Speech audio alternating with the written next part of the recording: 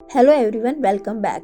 तो एपिसोड 8 की कहानी वहीं से शुरू होती है जहाँ पर सियोदान कैप्टन री से मिलने जाती है और उससे कहती है कि क्या वो सेरी के लिए अपनी जान भी देने को रेडी है। और दूसरी हमें सॉन्गजुन को दिखाया जाता है जो कि सेरी को भगाने की कोशिश कर रहा होता है और उससे कहता है कि तुम्हारी वजह से कैप्टन री की जान चली जाएगी।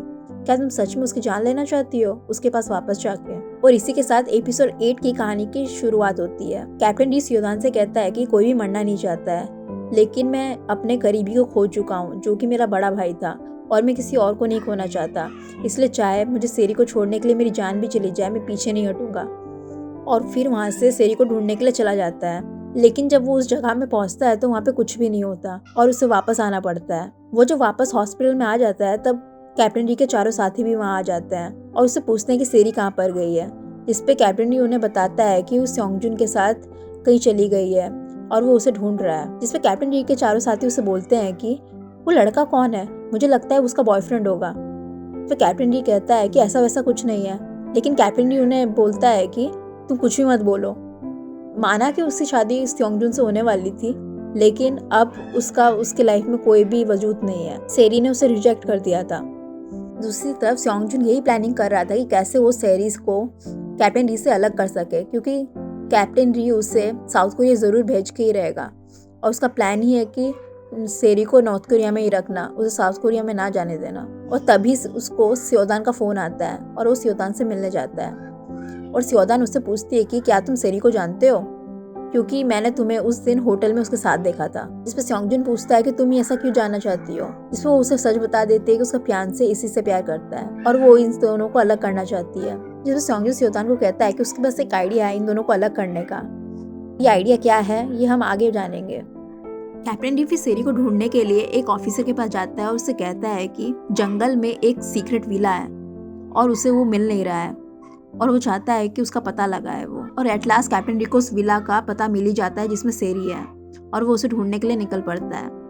दूसरी तरफ सेरी साउथ कोरिया पहुंचने की पूरी कोशिश कर रही होती है और वो सॉन्गजुन से पूछती है कि क्या उसके पास कोई रास्ता है वापस साउथ कोरिया जाने का। तो वो कहता है कि उसके पास टूरिस्ट वीजा है और वो यहाँ से उसे प्लेन में लेके जा सकता है, लेकिन उसे शादी करनी पड़ेगी, चाहे वो नकली क्यों ना हो। वो उसकी बीवी बन के यहाँ से जा सकती है और ये शादी नकली होगी। सच तो हमें पता ही है कि सॉन्गजुन नहीं चाहता कि सेरी यहाँ से कहीं भी जाए, वो बस उसे यहाँ पे नॉर्थ कोरिया में रखना चाहता है और यही उसका प्लान है। सॉन्गजुन फिर सेरी को शादी के कागजात दे देता है ताकि वो उस पर साइन कर सके। क्रिसमस का दिन होता है, इसलिए सॉन्गजुन सेरी को पार्टी के लिए इनवाइट करता है और उसी पार्टी में उसे प्रपोज भी कर देता है असली शादी के लिए। उसे कहता है कि मुझे पता है कि तुम कैप्टन री को पसंद करती हो, लेकिन वो जो था वो सच नहीं था, क्योंकि नॉर्थ कोरिया में उसके अलावा तुम्हारा कोई भी नहीं था, इसलिए तुम्हें उससे प्यार होने लगा और ये सच्चाई नहीं है।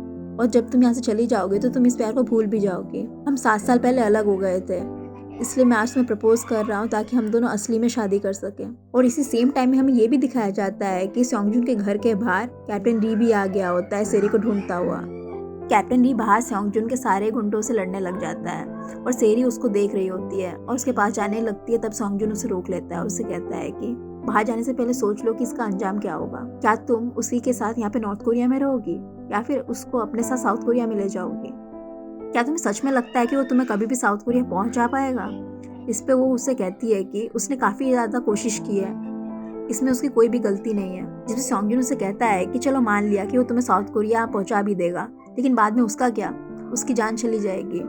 यहाँ तक कि उसकी फियांसी सियोदान को भी पता चल गया है तुम्हारी असली सच्चाई क्या है, और अगर उसने कैप्टन री के बारे में सबको बता दिया तो उसकी जान नहीं बचेगी यहाँ पर। क्या तुम सच में उसकी जान लेना चाहती हो या फिर मेरे साथ जाना चाहती हो। और हम यहाँ देख सकते हैं कि सॉन्गजुन कितना ट्राई कर रहा है सेरी का मन बहलाने के लिए और वो नहीं चाहता कि वो कैप्टन री से मिले।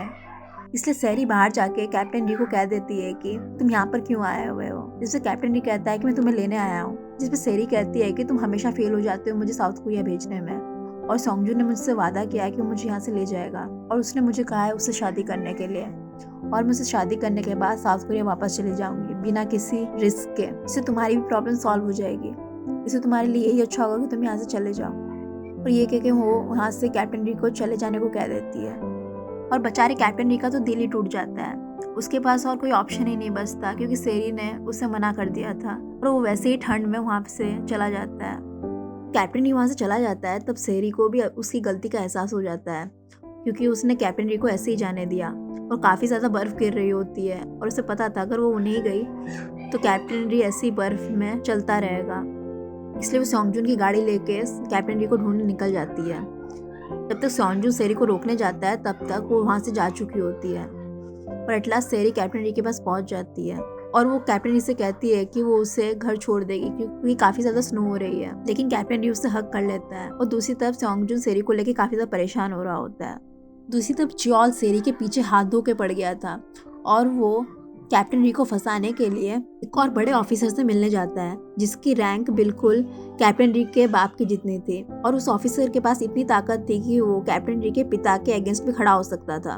और वो उसे जाके बता देता है कि कैप्टन री ने एक साउथ कोरियन स्पाई को अपने घर में छुपा रखा था और अगर वो उसे पकड़वा देता है तो उसका प्रमोशन पक्का है और कैप्टन री के पिता को सज़ा मिलेगी और उससे उसकी पोजीशन हटा दी जाएगी, जिससे कि उस ऑफिसर का भी काफ़ी ज़्यादा भला होगा और चियोल को जो चाहिए था वो उसे मिल जाएगा। और वो दोनों फिर एट लास्ट सेरी को फंसाने की प्लानिंग कर लेते हैं। लेकिन वो ऑफिसर उससे कहता है कि उसे सेरी को जिंदा पकड़ना होगा और उसके पास लाना होगा ताकि वो कुछ भी कर सके।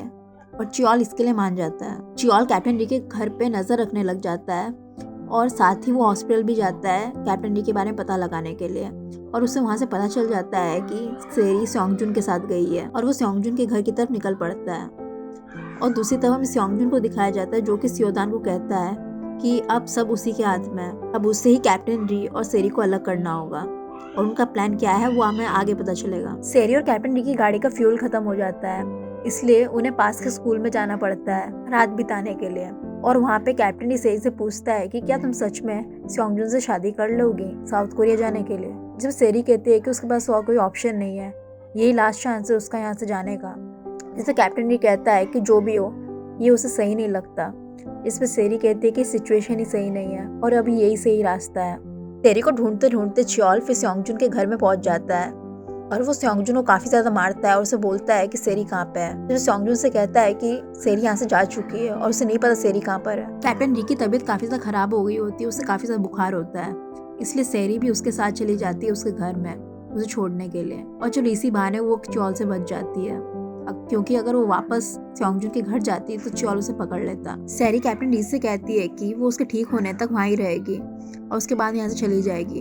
और इन दोनों की बातें कि मानबॉक्स सुन रहा होता है और वो काफ़ी ज़्यादा खुश हो जाता है कि वो दोनों जिंदा है। लेकिन तभी चियोल का फ़ोन आ जाता है और वो उससे कहता है कि अगर घर में कैप्टन री वापस आता है तो वो उसे फ़ोन करके बता दे। और मानवक उसे झूठ कह देता है कि वो दोनों अभी तक घर पे नहीं आए हैं और मानवक फिर से इन दोनों को बचा लेता है।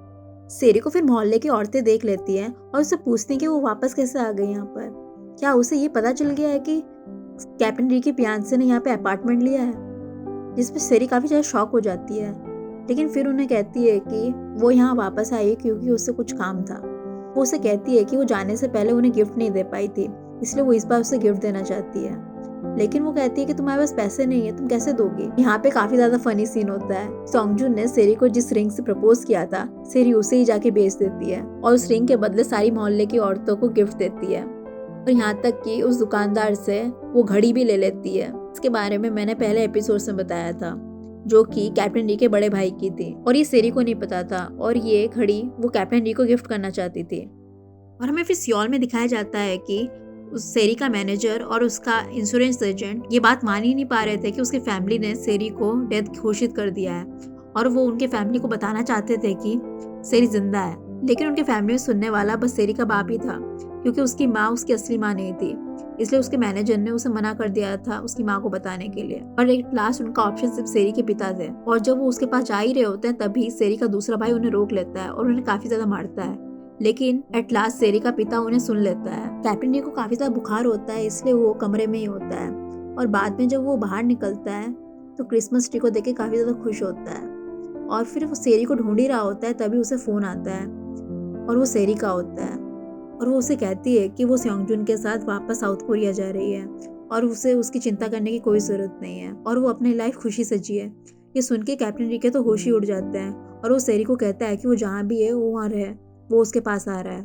लेकिन हमें बाद में पता चलता है कि सेरी को किसी ने किडनैप कर लिया है और वो जबरदस्ती उनसे ये सब बुलवा रहा है। लेकिन एट लास्ट सेरी कैप्टन री को कह देती है कि वो उससे प्यार करती है और तभी कोई उस पर गोली चला देता है और कैप्टन री को तो समझ में ही नहीं आ रहा था कि अब वो क्या करेगा।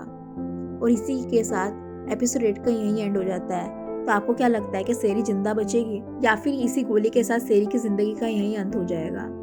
और जैसे कि हर एपिसोड के एंड में हमें एक एपिलॉग दिखाया जाता है, तो हमें दिखाया जाता है कि सेरी सियोल में कैसी थी। वो क्रिसमस के दिन भी लोगों को छुट्टी नहीं देती थी और उनसे काम करवाती थी, इसलिए उसके एम्प्लॉय उसे नफरत करते थे।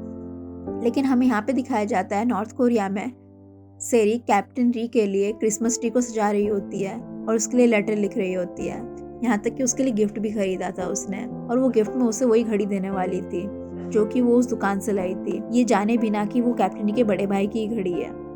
लेकिन उसे गिफ्ट देने से पहले ही कुछ लोग आके उसे किडनैप कर लेते हैं और वो घड़ी वहीं गिर जाती है। और इसी के साथ एपिसोड 8 यहीं एंड हो जाता है। और मैं जल्दी मिलूंगी इस सीरीज के नेक्स्ट एपिसोड के साथ। तब तक के लिए सी या।